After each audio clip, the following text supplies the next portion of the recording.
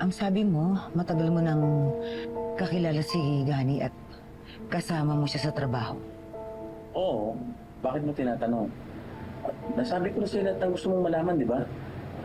Ano pa bang kailangan mo sa akin? May gusto lang akong malaman. After this, pwede ka nang umalis.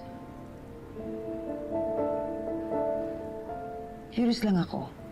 Noong mga panahon na magkasama kayo ni Gani, madalas ba siyang inaatake ng asma? Oo. Minsan, inaatake siya na higa. Pag nasa biyahe kami. Sinungaling! Magsisinungaling ka. Ah, Walang asma si Gani.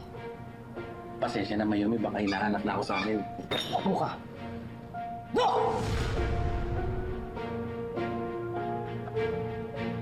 Sabi mo, nasunog ang mag-ama ko sa apartment complex.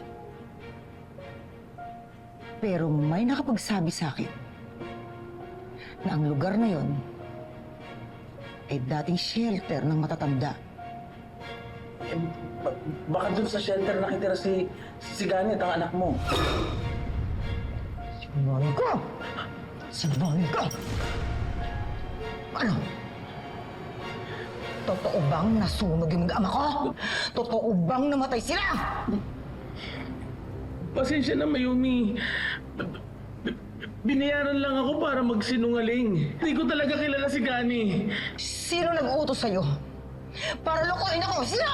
Si Rica Torres! Yung anak niya! Sila ang nagbayad sa akin para sabihing patay ng anak mo!